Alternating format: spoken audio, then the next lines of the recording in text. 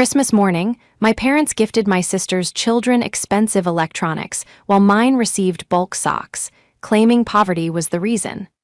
I smiled, agreed it was fair, and secretly canceled the $1,800 monthly allowance disguised as my father's income.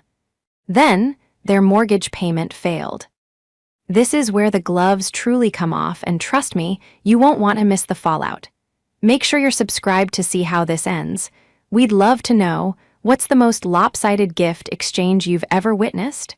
Tell us in the comments. I was already running on fumes when we pulled into the driveway of my childhood home. The gravel crunched under the tires of our SUV, a sound that usually triggered a wave of nostalgia, but today, it just triggered a headache. I had spent the last 3 weeks orchestrating a global logistics merger for my company, sleeping an average of 4 hours a night, and living off airport coffee and sheer adrenaline. I was physically ill, my throat was raw, my joints ached with a low-grade fever, and I was pretty sure I was hallucinating from exhaustion. But I had pushed through. I had rallied my husband, Mark, and our 2 kids, Liam and Maya, to make the 4-hour drive because my mother, Catherine, had insisted that this Christmas was mandatory. It's about family, Jane. She had guilt-tripped me over the phone 2 days prior. We haven't all been together since Jessica moved back. Don't be the one to ruin it. So here I was, ruining nothing, being the good daughter, the reliable one. We walked into the living room, which was an explosion of red and gold. It was picture perfect, the kind of scene you'd see on a greeting card. My father, Arthur, was sitting in his leather recliner, nursing a scotch despite it being barely 10 in the morning. My younger sister, Jessica, was sprawled on the sofa, scrolling through her phone, while her 3 kids, twins aged 10 and a teenager aged 14, were already vibrating with excitement. "You made it," Catherine chirped, emerging from the kitchen. She didn't hug me, she just brushed a piece of lint off my shoulder. "You look tired, Jane. You really should take better care of yourself. You look 10 years older than Jessica." "Hi, Mom. Merry Christmas," I rasped, ignoring the jab. I sank onto the ottoman, my body feeling heavy as lead. The gift exchange began almost immediately. It was a chaotic flurry of tearing paper. I watched as my parents handed huge, heavy boxes to Jessica's kids. The first box was opened, a brand new MacBook Air. The twins screamed. Then came the iPads, 2 of them. Then, for the teenager, an iPhone 15 Pro. The room was filled with the shrieks of delighted children. Jessica sat back, looking smug, sipping her mimosa. "Wow, Mom, Dad, you guys really outdid yourselves," she said, her voice dripping with feigned surprise. "You shouldn't have." "Nonsense," Arthur boomed, puffing out his chest. "We take care of our own, only the best." My kids, Liam and Maya, sat patiently with their hands in their laps. They were good kids. They didn't scream. They waited. Finally, Catherine reached under the tree and pulled out a single, soft, lumpy package wrapped in dollar store paper. She handed it to Liam. Then she handed a similar one to Maya. "Go on," she said, her smile tight. Liam tore the paper. It was a plastic bag of socks, white, athletic tube socks. The kind you buy in a pack of 20 at a warehouse club. Maya opened hers, the same, except hers were gray. The room went silent. The contrast was so violent, so absurd, that for a second I thought it was a prank. I looked at the $3,000 worth of electronics in my nephew's laps, and then at the $5 worth of cotton in my son's hands. "Oh," Liam said, his voice small. He tried to smile. "Thanks, Grandma, I needed socks." My heart shattered. I looked at Catherine. I looked at Arthur. I was waiting for the punchline. I was waiting for the real gifts to come out. "We're on a fixed income, Jane," Catherine said, her voice suddenly sharp, defensive, cutting through the silence before I had even spoken a word. "Your father and I spent what we could afford. Jessica has had a hard year, being a single mom and all. We had to prioritize. You understand, you have so much already." I looked at Jessica. She wasn't a single mom in the tragic sense. She was divorced, receiving massive alimony, and living in a condo Arthur paid for. I felt a coldness spread through my chest that had nothing to do with my fever. It wasn't about the electronics. I could buy my kids iPads. It was the message. It was the blatant display of value. They matter, you don't. I looked at my father, the man whose consulting business I had been bankrolling for 6 years.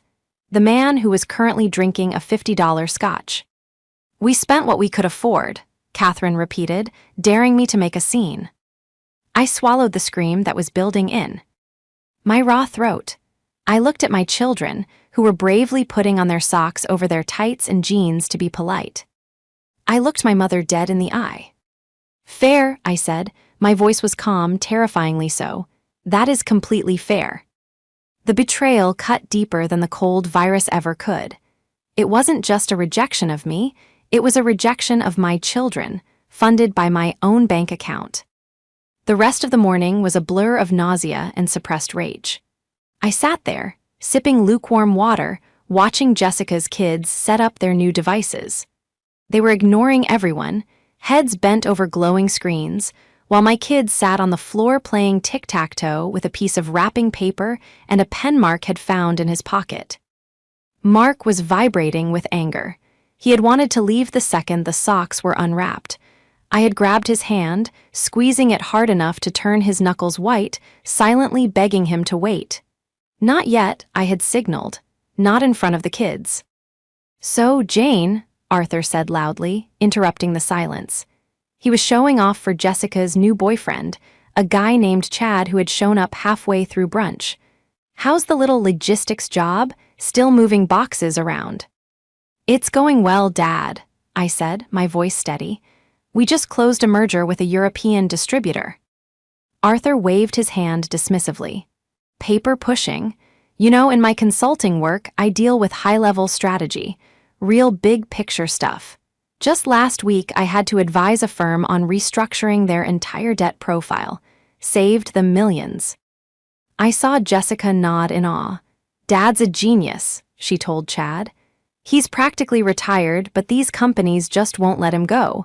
They pay him a fortune just to pick his brain." I took a sip of water to hide the bitter smile forming on my lips. A fortune. I remembered the phone call 6 years ago. Arthur crying on the line. "We're going to lose the house, Janie. I made some bad investments. Please, you can't tell your mother, you can't tell anyone. It would kill my reputation." I remembered the arrangement we made. I would transfer $1,800 on the first of every month into a separate account he had set up. He would transfer that to their joint account and tell Catherine and everyone else it was his retainer fee from a consulting gig. It covered their mortgage, their utilities, and their car payments. It allowed him to play the big shot. It allowed him to keep his dignity. And today, he was using that dignity to humiliate my children. "Must be nice," Jessica chimed in, looking at me. "To have a job where you can just travel all the time and ignore your family. I could never do that. My kids are my world. That's why Mom and Dad help me out. They know I prioritize family over a paycheck." The audacity took my breath away. She was wearing a sweater that cost more than my first car, and she was lecturing me on priorities while I sat there, sick and exhausted, watching my kids play with socks. "We help those who need it," Catherine said piously, patting Jessica's hand. "Jane is self-sufficient. She doesn't need our help. She barely needs our love, it seems, with how busy she is." I stood up. The room spun slightly, but I locked my knees. "We need to get going," I said. "I'm not feeling well." "Leaving already?" Catherine scoffed. "We haven't even had pie. Typical, always rushing off." "I think I have a fever, Mom. I don't want to get anyone sick." "Fine," she sighed, as if I were a petulant teenager.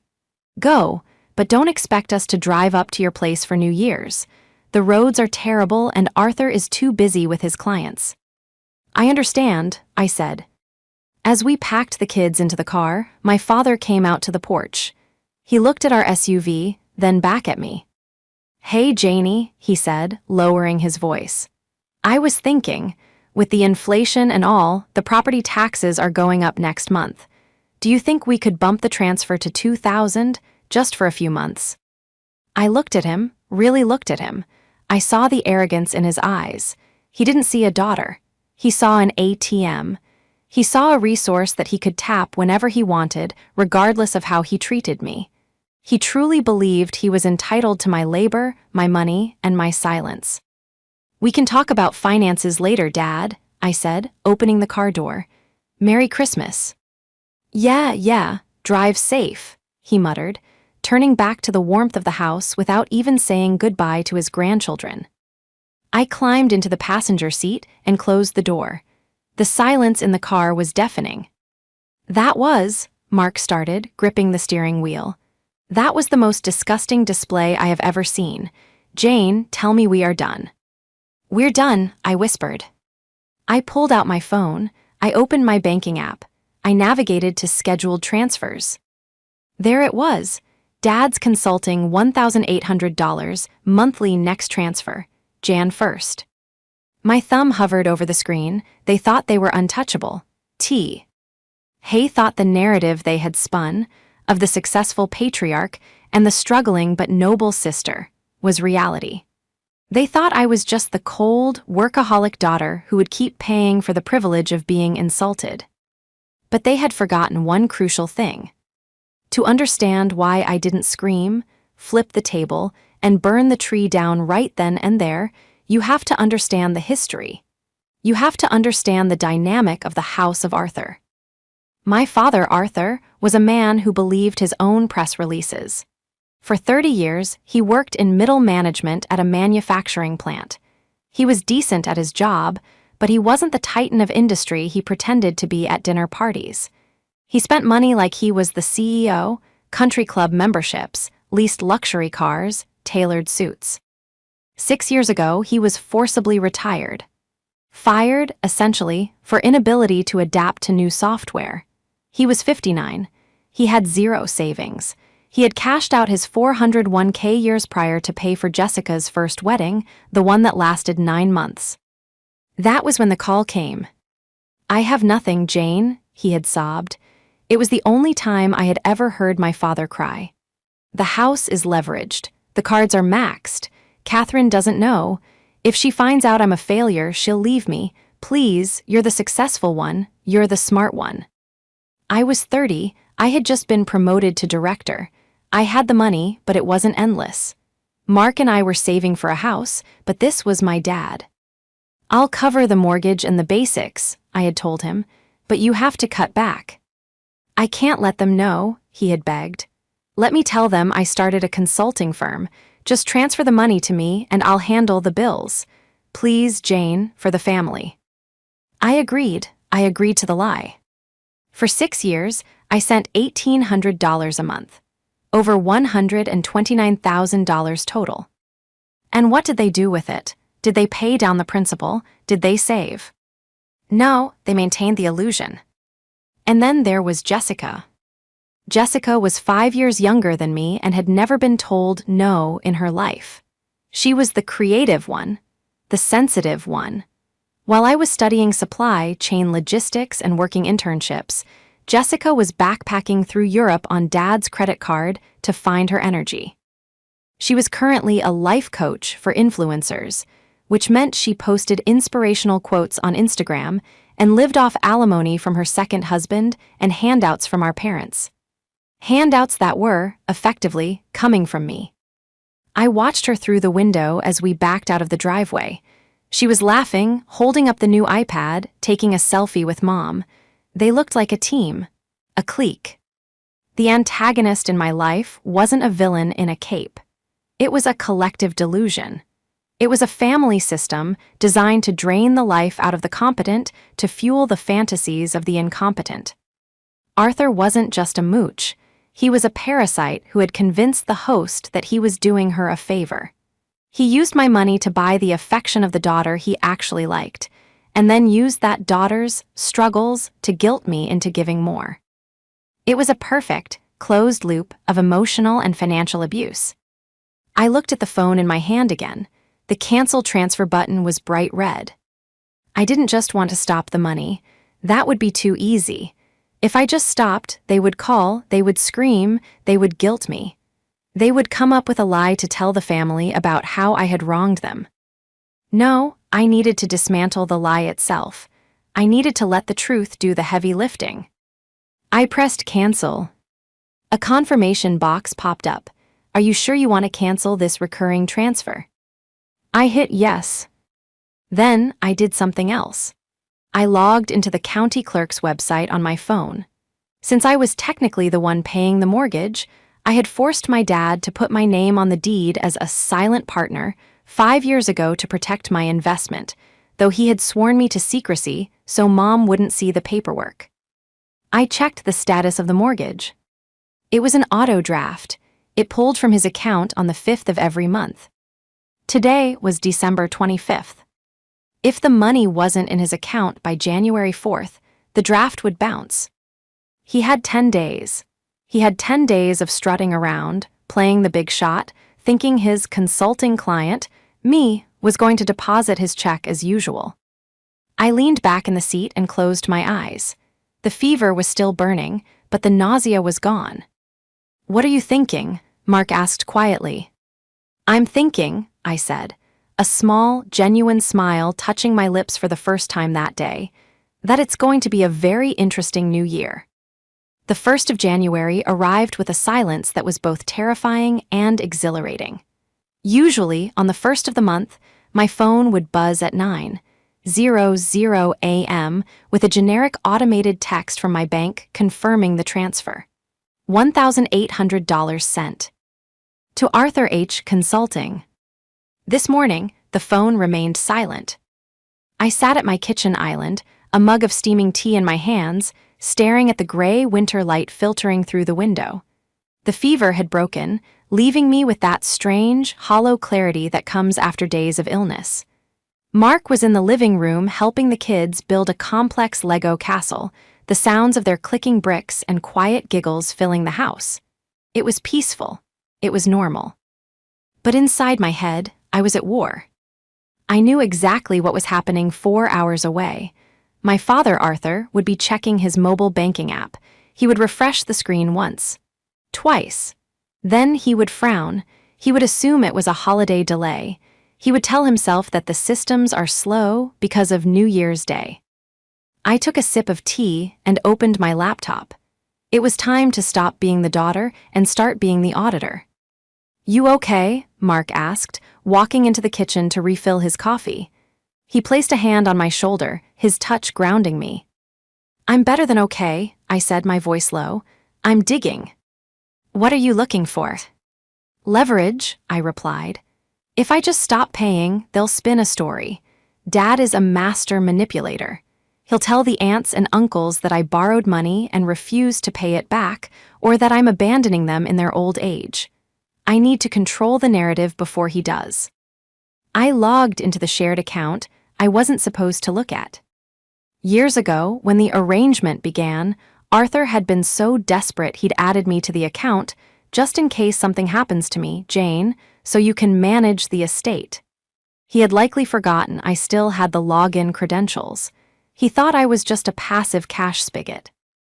I clicked on transaction history and filtered for the last 90 days. The spreadsheet filled the screen, a digital autopsy of their financial recklessness. I felt a cold knot tighten in my stomach as I scrolled. I had assumed the $1,800 was going toward the mortgage, utilities, and perhaps groceries. I assumed they were scraping by, as they constantly claimed. December 2nd, income, $1,800 transfer from Jane. December 3rd, mortgage payment, $1,450. December 4th, withdrawal cash, $300. Okay, that tracked, tight but manageable. But then I looked at November. November 1st, income, $1,800 transfer from Jane. November 2nd, Nordstrom, $450. November 3rd, Liquor Barn, $210. November 5th, mortgage payment, insufficient funds. Fee, $35. I stared at the screen. They had bounced a mortgage payment in November to buy clothes and booze. How had they covered it? I scrolled down. November 8th, deposit payday loan, $1,500. My heart hammered against my ribs. They were taking out predatory loans to cover the bills because they were spending my allowance on luxuries. It was a Ponzi scheme of their own making. Then I found the smoking gun, the Christmas transaction. December 20th, deposit cash advance, credit card, $4,000. December 21st, Best Buy, $3,200. I did the math, the iPads, the MacBooks, the iPhones. They didn't have the money for those gifts. They had taken a cash advance on a credit card, likely at 25% interest, to buy Jessica's love and humiliate my children.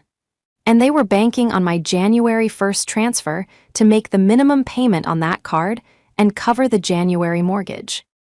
"Mark," I said, my voice trembling with a mix of rage and vindication. "Look at this." He leaned over the screen. He scanned the lines, his eyes widening. "They took a cash advance? Jane, they're drowning, and they're dragging you down to keep their heads above water." "They aren't just drowning," I said, pointing to a transaction from 3 days ago. December 27th, transfer to Jessica, $500. "They gave her cash," Mark whispered.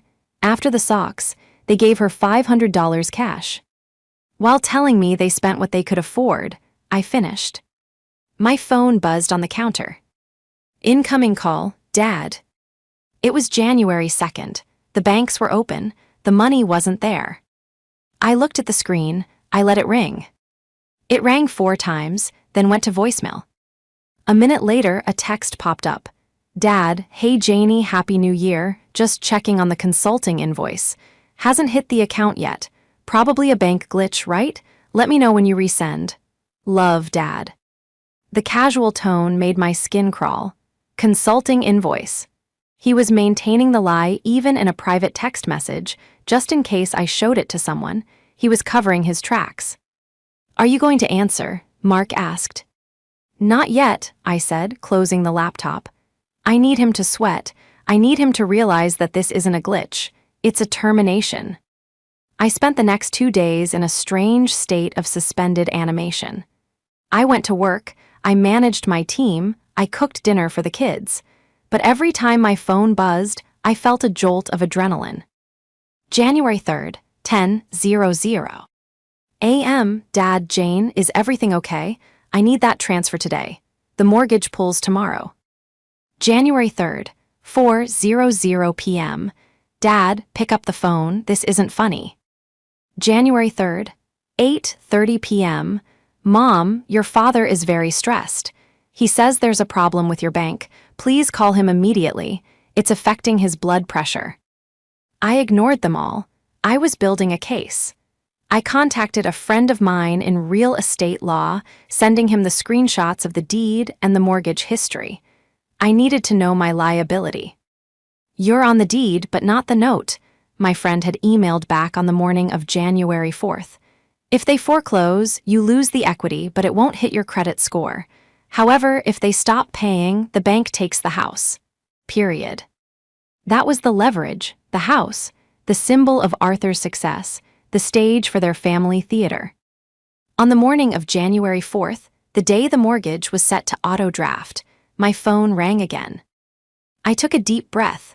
I walked into my home office and closed the door. I sat down in my chair, engaged my director mode, and swiped green.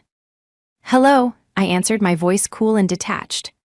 "Jane, Jesus Christ." Arthur's voice exploded through the speaker.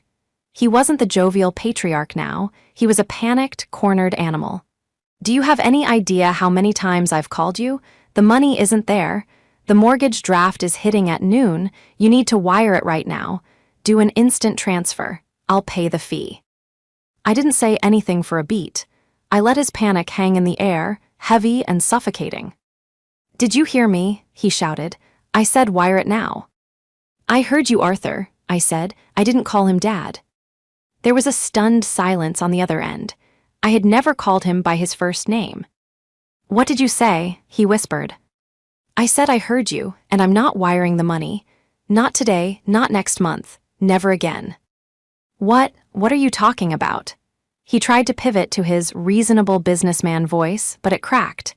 Jane, honey, I know you're stressed with work, but this is the agreement.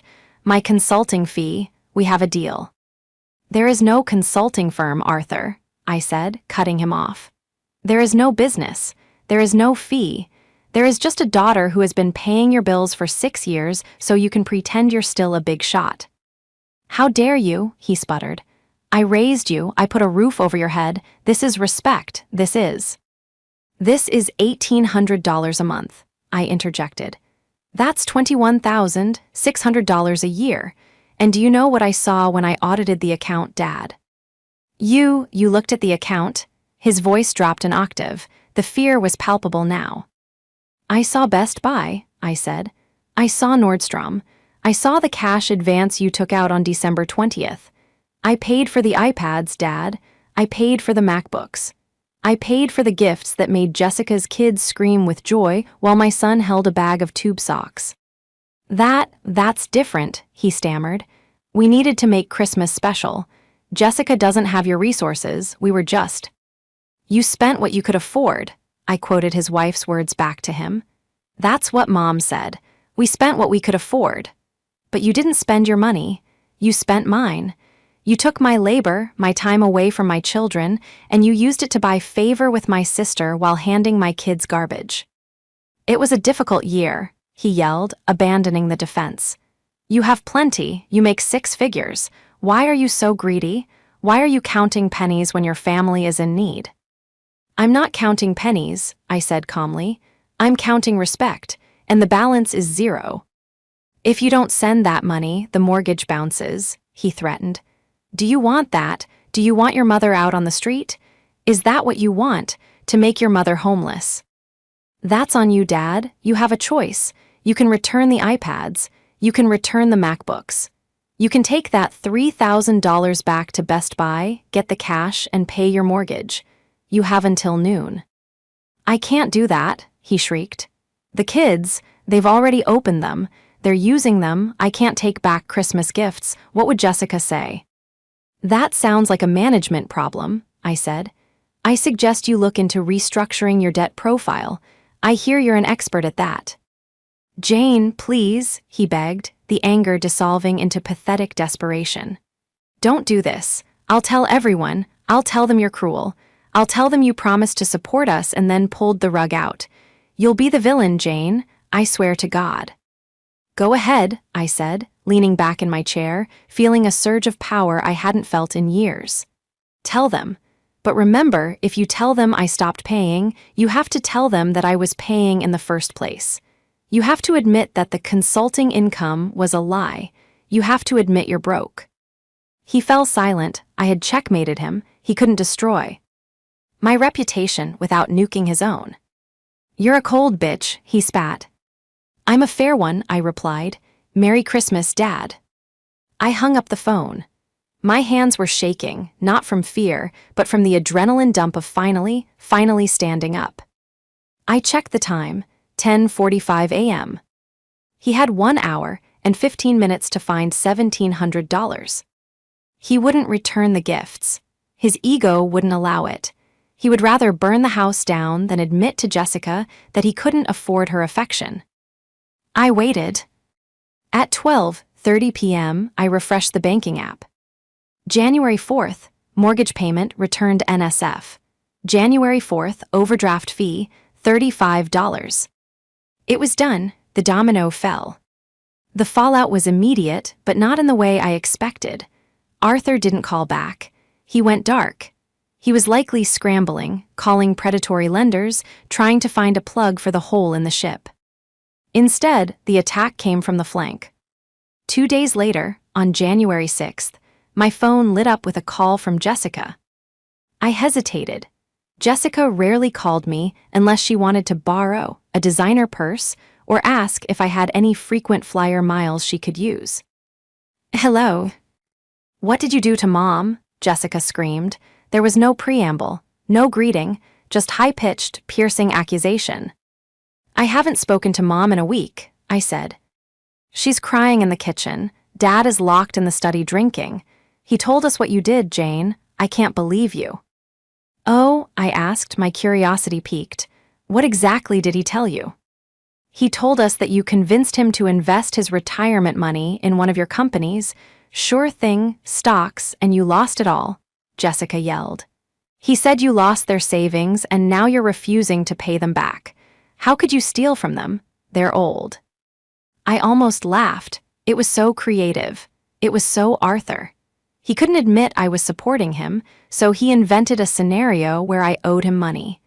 It preserved his status as the man with capital and painted me as the incompetent, malicious daughter. That is a complete lie, Jessica, I said firmly. Don't lie to me. Dad showed me the text where he asked for the consulting invoice. That's obviously code for the investment payout. He's trying to be professional about it, but you're screwing them. Mom is terrified they're going to lose the house because you won't release their money. Jessica, listen to me. There is no investment. I have been paying their mortgage for 6 years out of my own pocket. Bullshit, she shrieked. Dad made 6 figures last year. He bought my kids iPads. Does a broke man buy iPads? No, a man who is being robbed by his greedy daughter struggles to pay bills. You're just jealous because he treats my kids better, so you're punishing them. He bought those iPads with my money, Jessica. Money I sent for the mortgage. You are delusional. You are actually sick. I'm telling everyone. I'm telling Aunt Martha. I'm telling Grandma.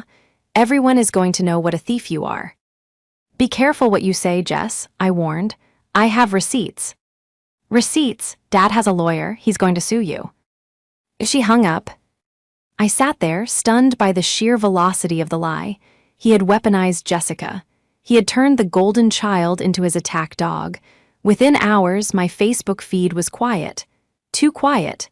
Then I saw a post from my Aunt Martha, asking for prayers for my brother Arthur. Betrayal by family is the deepest cut. Heartbreaking. The comments were a cesspool of vague sympathy. So sad when children turn on their parents. Money changes people. They were destroying me. They were isolating me. I looked at Mark. He was reading over my shoulder, his face purple with rage. This is libel. We need to sue them. No, I said, thinking fast. A lawsuit takes years. They'll lose the house in months. We need to end this now. We need to clear my name publicly. How? They won't believe you. He's been the successful consultant for 6 years. You're just the daughter who moves boxes. I need proof, I said. More than just bank statements. I need the full picture. I went back to the investigation. I had the bank statements, yes, but I needed to link the consulting income directly to the lie. I dug through my old emails. I found the original thread from 6 years ago, the one where Arthur begged. Subject, please help. Body, Janie, as we discussed, if you can send the $1,800 to the account ending in 4490, I will label it consulting so your mother doesn't worry. Thank you. You are saving my life. I printed it. Then I went to the credit card statement again. I looked at the history. I saw charges for Club Med Punta Cana. I saw charges for BMW lease services. Then I saw a charge pending for January 15th. Grand Hotel Ballroom, deposit 40th anniversary party. My jaw dropped. Their 40th anniversary was in February. They were planning a massive, lavish party. A party they expected me to pay for. And then, the final piece of the puzzle fee. LL into place. I received a notification from the bank. Because I was a co-signer on the account, not just the mortgage, but the checking account itself, a detail Arthur had clearly forgotten in his sloppiness, I got the alerts.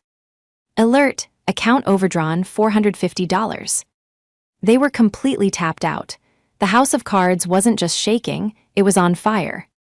I picked up my phone and texted my Aunt Martha. Me, Aunt Martha, I see you're upset. There's a lot of confusion.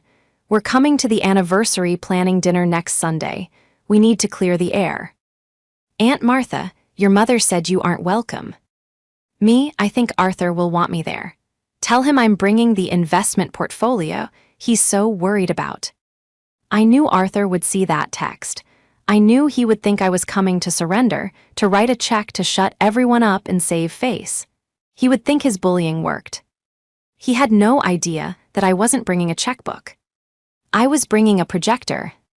The anniversary planning dinner was held at Aunt Martha's house, a sprawling estate that had always served as the neutral ground for our family's varying degrees of dysfunction. When Mark and I pulled up, the driveway was already full. My parents' leased BMW was parked right in front, gleaming under the porch lights, a shiny metal monument to money they didn't have. My stomach did a slow, sickening roll, but I forced myself to breathe. I wasn't just walking into a dinner. I was walking into a courtroom, and I was the prosecutor, the witness, and the judge all rolled into one. "You have the bag?" I asked Mark. He patted the leather satchel on his lap. Inside was my laptop and a stack of printed, color-coded dossiers. "Locked and loaded. Are you sure you want to do this here, in front of everyone?" "They made it public when they lied to Aunt Martha," I said, unbuckling my seatbelt. "They dragged the audience into the theater. Now the audience deserves to see the final act." We walked to the front door. The sound of laughter and clinking glass drifted through the wood. For a second, I felt a pang of ancient guilt, the conditioning of a dutiful daughter who had been trained never to rock the boat. But then I remembered Liam's face when he held those tube socks. I remembered the text accusing me of theft. I remembered the consulting invoice. The guilt evaporated, replaced by a cold, steely resolve. I opened the door. The conversation in the dining room died instantly. 20 heads turned. Aunt Martha, Uncle Steve, cousins I hadn't seen in a year, and there, at the head of the table, sat Arthur and Catherine. Arthur looked good. He was wearing his best suit, holding a glass of wine, looking every bit the benevolent patriarch. When he saw me, his eyes lit up with a triumphant gleam. He thought I was there to surrender. He thought the pressure had worked. "Jane," he boomed, standing up and opening his arms, though he didn't move from his spot. "You made it. We were just discussing the catering for the big bash next month. Come in, come in. No hard feelings, right? Family is family."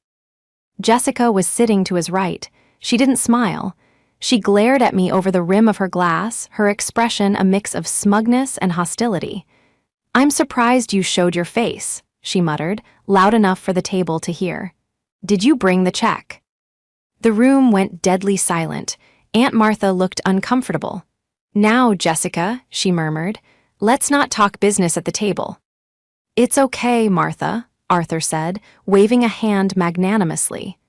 "Jane and I had a little misunderstanding regarding the management of my portfolio, but she's here to set it right. Aren't you, Janie?" He looked at me with an expectant, arrogant smile. He was waiting for me to pull out a checkbook, mumble an apology, and fund his lifestyle for another year. I walked to the end of the table, Mark flanking me like a bodyguard. I didn't sit down. "Actually, Dad," I said, my voice projecting clearly across the room. "You're right, we did have a misunderstanding. And Jessica is right, too. I did bring the financial documents." "Excellent," Arthur said, reaching out his hand. "Just give them here, and we can put this whole ugly mess behind us." "I think it's better if we review the portfolio together," I said. "Since you told Aunt Martha and the family that I mishandled your investments, I want to be fully transparent. I want everyone to see exactly where the money went. It's important for the stakeholders to be informed." Arthur frowned, a flicker of confusion crossing his face. "This isn't the time for a meeting, Jane, just..." I ignored him. I pulled my laptop out of Mark's bag. I walked over to the massive 70-inch smart TV mounted on the dining room wall. Aunt Martha used it for slideshows during holidays. Without asking for permission, I plugged in the HDMI cable I had brought with me. The screen flickered to life. My laptop desktop appeared. "What are you doing, Catherine?" E asked, her voice shrill. "Jane, this is rude." "It's not rude, Mom. It's clarification." I clicked the first file. Slide 1, the origin. A blown-up PDF of an email appeared on the screen. It was dated 6 years ago. The font was large enough for everyone to read. From Arthur Dad to Jane subject. "Please help body. Janie, I'm begging you. The plant let me go. I have 0 savings. The house is leveraged. If your mother finds out I'm a failure, it will kill her. Please, if you can send $1,800 a month, I can pretend I have a consulting gig. You are saving my life." A gasp went through the room. It was audible, sharp, and collective. Arthur froze. His face went from flushed to chalk white in a second. "Turn that off," he whispered. "What is that?" Aunt Martha asked, squinting at the screen. "Arthur, you said you retired voluntarily. You said you had a pension." "I did," Arthur stammered, standing up, knocking his chair back. That's a fake. She forged it." "It's from your email address, Dad," I said calmly. "But let's look at the financials." I clicked the next slide. Slide 2, the flow of funds. A spreadsheet appeared. It showed 6 years of monthly transfers. Source: Jane Personal Checking, Destination, Arthur Checking, Memo, Dad's Consulting. Total transferred, $129,600. "For 6 years," I narrated, looking directly at my cousins, then my aunt. "I have sent $1,800 a month. This was not an investment. This was not a loan. This was a subsidy to keep a roof over their heads because they spent their retirement savings on cars and vacations."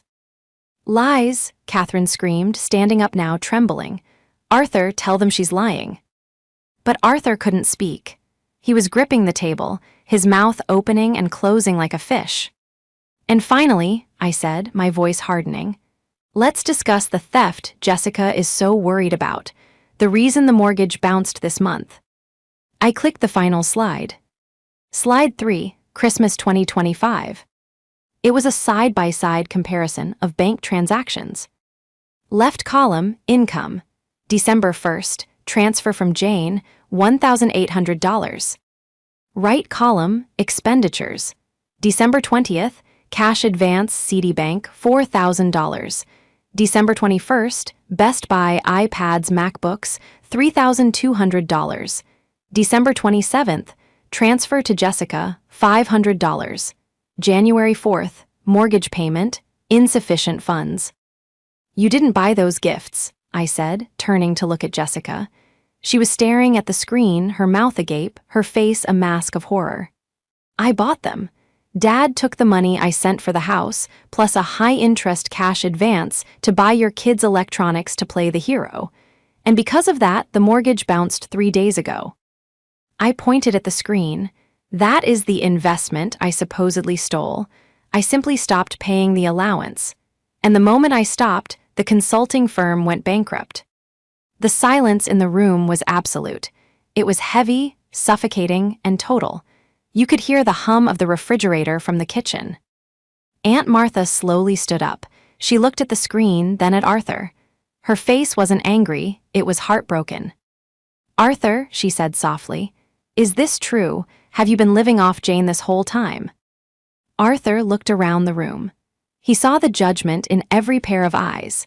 He saw the facade he had carefully polished for decades shattering into irreparable dust. He choked out. She offered, she wanted to help."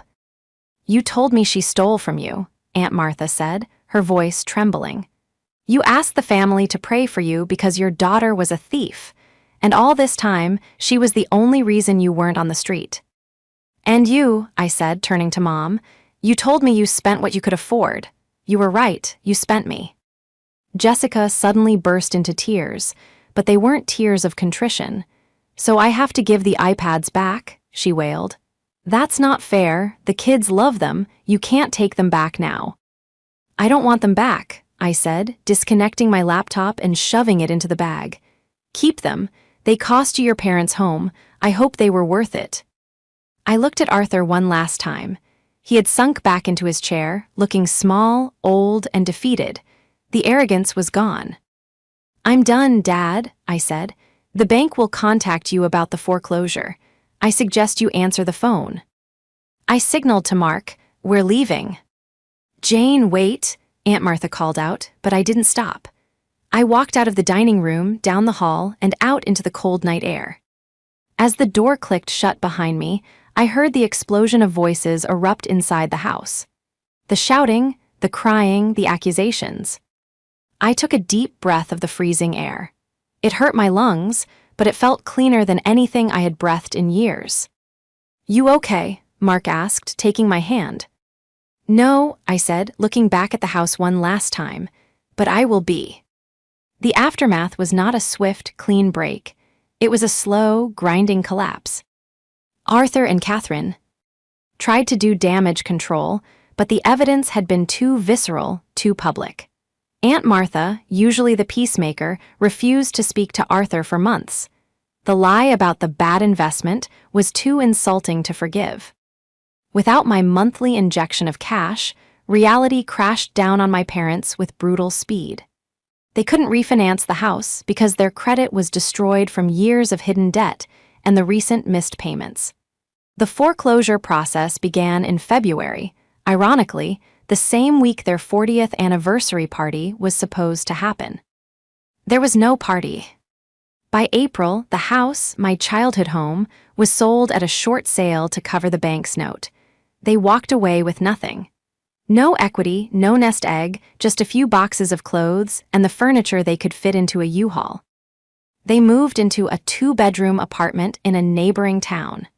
It was a stark step down from the suburban prestige they had clung to, but it was reality. Jessica was the collateral damage I hadn't fully anticipated, but couldn't bring myself to regret. With Mom and Dad broke, the Bank of Arthur was closed. The alimony wasn't enough to cover her lifestyle without the supplemental handouts. She had to sell her condo. The last I heard, she had moved into the 2nd bedroom of my parents' apartment with her 3 kids. 5 people, 3 generations, and a lot of resentment crammed into 900 square feet. I didn't visit. The silence from my end was absolute. I blocked their numbers. I blocked their emails. When flying monkeys from the extended family tried to reach out, "They're your parents, they're suffering," I simply forwarded the spreadsheet. The messages stopped. Mark and I used the $1,800 a month to start a new fund. We called it the Joy Fund. That summer, we took Liam and Maya to a cabin on a lake.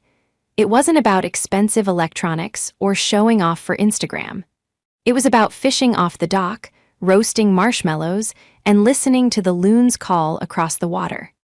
One evening, I sat on the porch, watching the sun set over the pines. Liam was running around in the grass, wearing a pair of high-quality hiking socks I had bought him. He loved them. "Mom," Maya asked, climbing into my lap, "are Grandma and Grandpa ever coming to visit again?" I stroked her hair, thinking about the question. I thought about the manipulation, the lies, the socks, and the iPads. I thought about the peace I felt right now, a peace I hadn't known existed. "No, sweetie," I said softly, "they aren't." "Why not?" "Because," I said, kissing the top of her head. "Sometimes people get lost in their own stories, and until they learn to tell the truth, they can't be part of ours." I looked out at the water. My phone was in the cabin, turned off. My bank account was growing. My children were happy. I had lost my parents, yes, but in the process, I had finally found myself. And looking at the smile on my son's face, I knew the trade was more than fair.